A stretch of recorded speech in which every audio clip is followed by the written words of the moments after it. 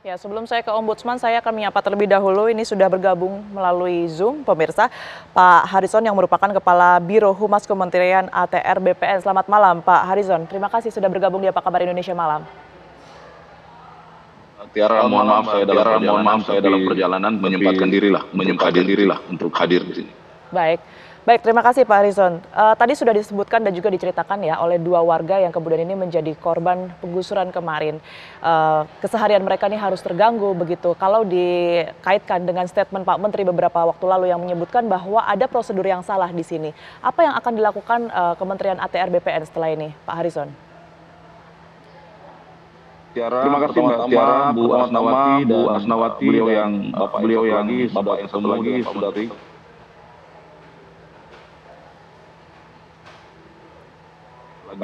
jumpa lagi Bu. Kehadiran Pak Harrison? Baik, kami memperbaiki sambungan audio terlebih dahulu dengan Pak Harrison. Kami akan langsung ke Pak Dadan ya, dari Ombudsman. Kalau Anda melihat secara keseluruhan dari kasus sengketa tanah yang kemudian ini kita ketahui sudah terjadi sebenarnya sejak tahun 1999 begitu ya, bahkan ya sudah lama dan itu tadi putusannya begitu dan baru eksekusi di tahun 2025. Apa yang diketahui oleh Ombudsman terkait dengan hal ini, Pak Dadan? Ya, pertama Ombudsman ya kami tidak boleh mencampuri putusan pengadilan ya kami pegang ya. Kami menghormati apa yang menjadi putusan pengadilan ya. Tetapi kami melihat beberapa fakta ya dari pemberitaan juga banyak di media sosial yang masuk ke Ombudsman ya, akhirnya kami melakukan pemetaan lah ya kira-kira duduk perkaranya persoalan ini di mana gitu ya. Dan hasilnya seperti apa? Kami melihat memang belum ada aduan resmi ke Ombudsman ya.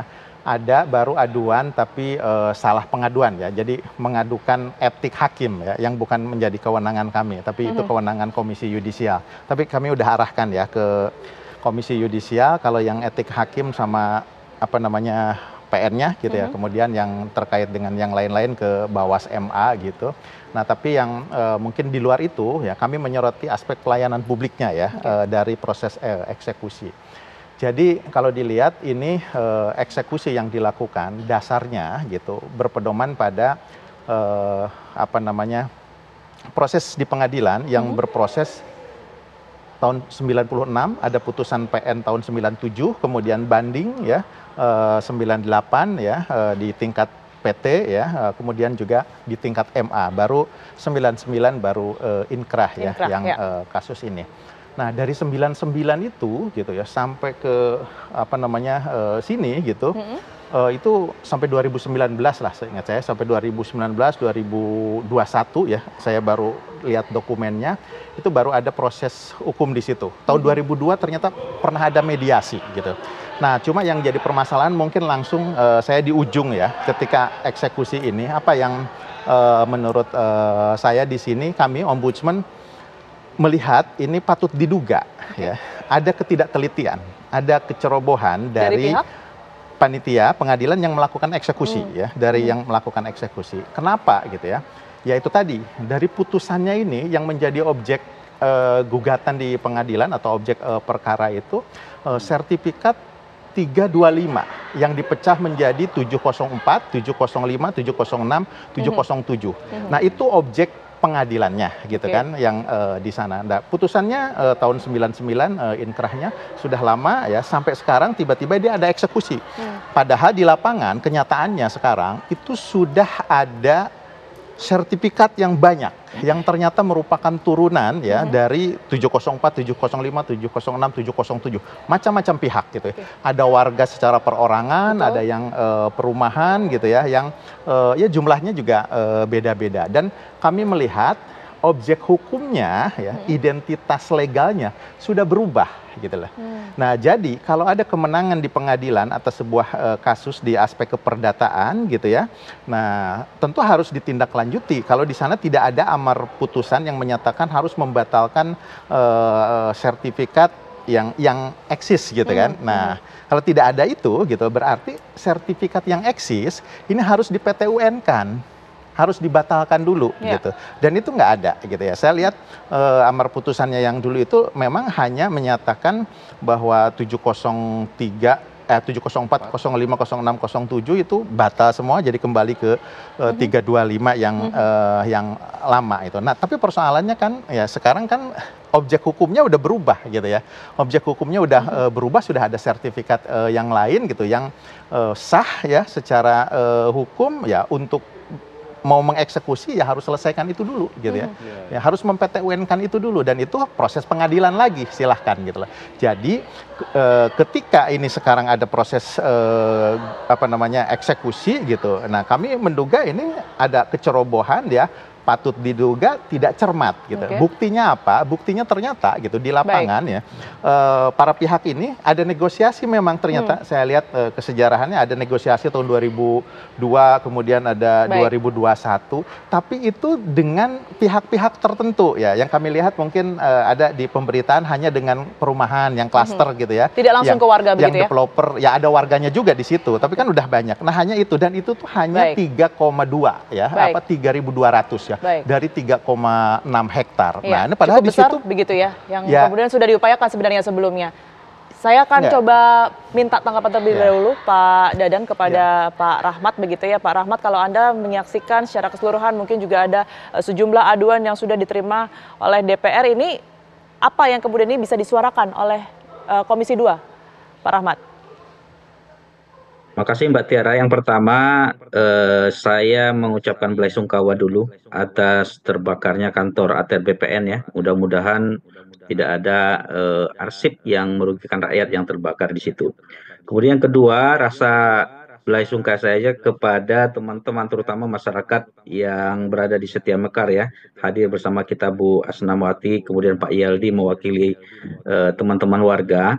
Kita sangat prihatin melihat kasus ini bisa terjadi di negara kita ini. Oleh karena itu, pada kesempatan ini saya ingin menyampaikan beberapa hal ya. Yang pertama, kalau saya melihat baik Bu Asnawati yang menjadi korban penggusuran, kemudian baik itu Bu Mimi Jamilah yang salah satu yang menggugat, ini adalah sama-sama korban kebijakan dan satu korban penipuan gitu ya. Oleh karena itu, apapun yang terjadi, tentu negara harus hadir untuk memberikan keadilan, kemudian memberikan ketenangan kepada setiap warga. Hal ini seperti dalam Undang-Undang Dasar kita ya, pasal 33 ayat 3, bahwa bumi dan air dan segala yang terkandung di dalamnya dikuasai oleh negara dan dimanfaatkan untuk kemakmuran kesejahteraan rakyat. Jangan sampai negara membiarkan gara-gara salah prosedural, kemudian adanya salah pengambilan kebijakan, tapi yang menjadi korban adalah rakyat. Padahal ruh Undang-Undang Dasar kita ingin memberikan kesejahteraan dan keamanan, terutama keamanan lahan terhadap masyarakat kita.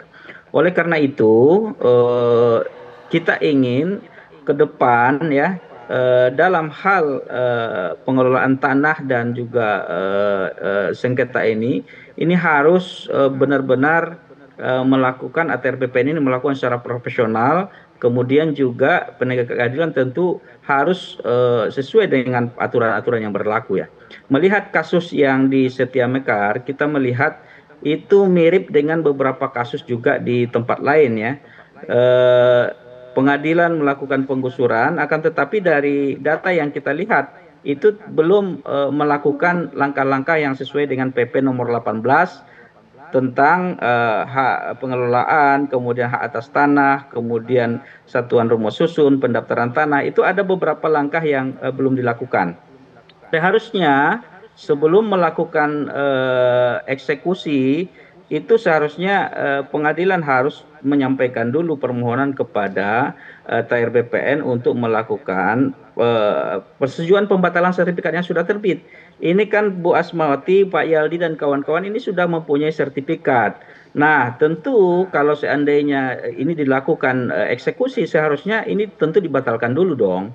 Nah, oleh karena itu seharusnya pengadilan melakukan pengajuan pembatalan itu. Ini belum dilakukan.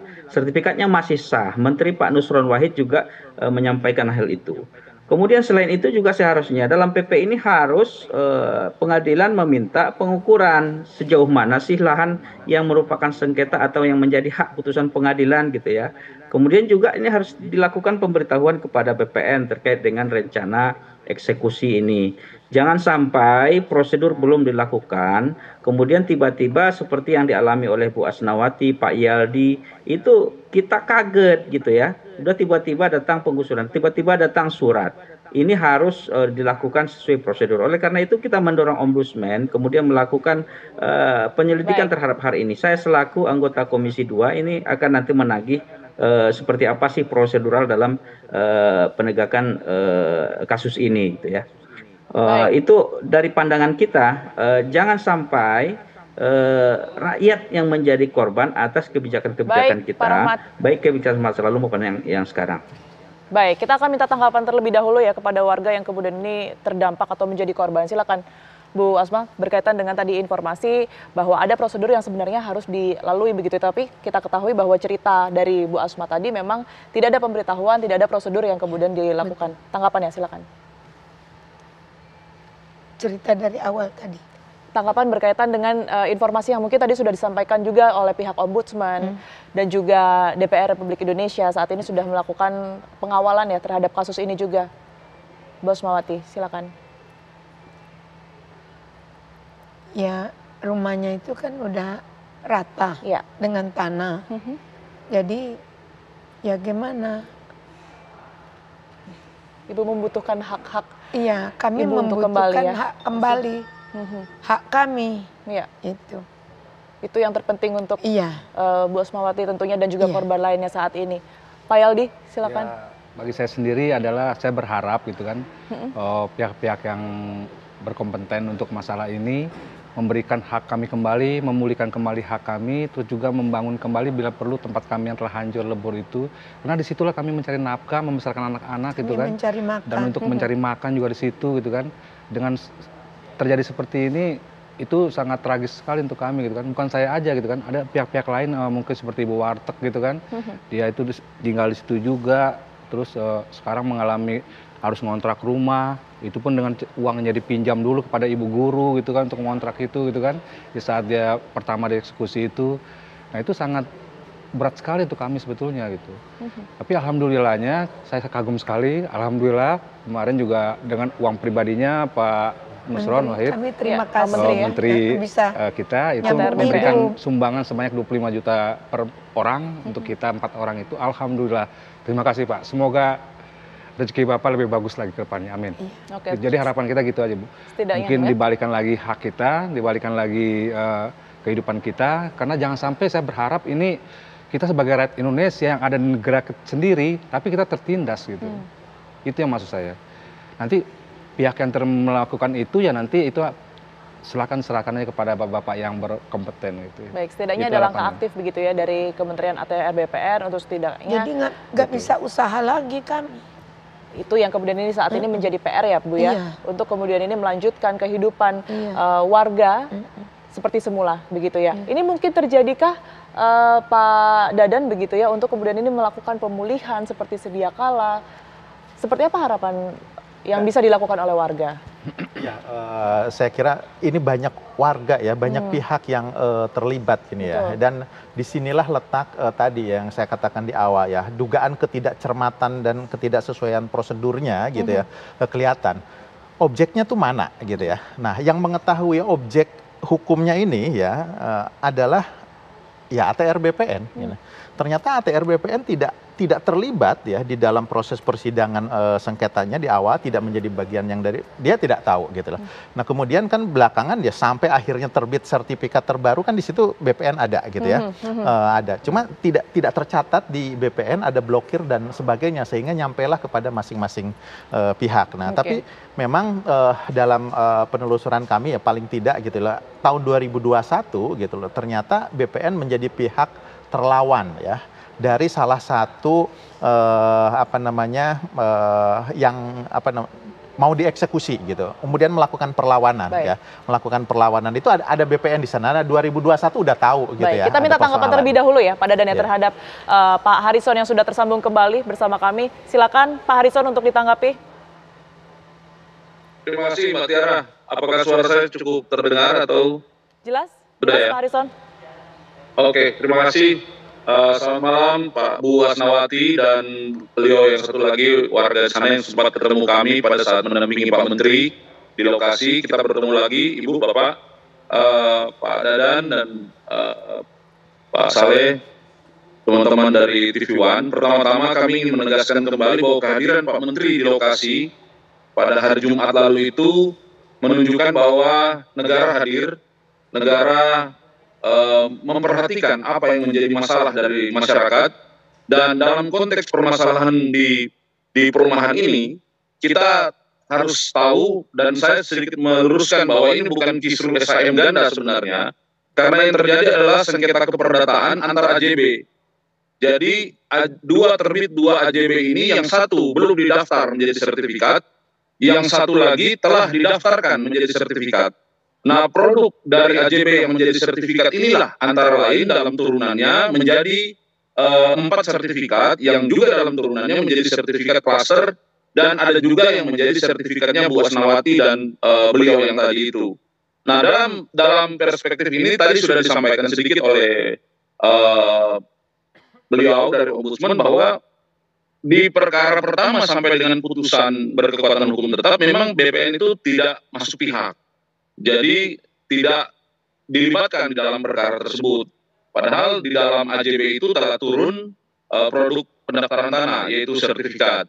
Kemudian yang kedua, dalam proses eksekusinya tahun 2025 itu, menurut data di teman-teman Kabupaten Bekasi, permohonan untuk pengukuran dalam rangka eksekusi pun belum diterima untuk eksekusi tahun 2025 ya, karena ketentuan yang diatur dalam PP 18 tahun 2021, khususnya pasal 90 ayat 2 itu menyebutkan sebelum dilakukan eksekusi itu, maka BPN perlu untuk dilibatkan dalam proses pengukuran untuk menghindarkan agar objek eksekusi itu tidak salah.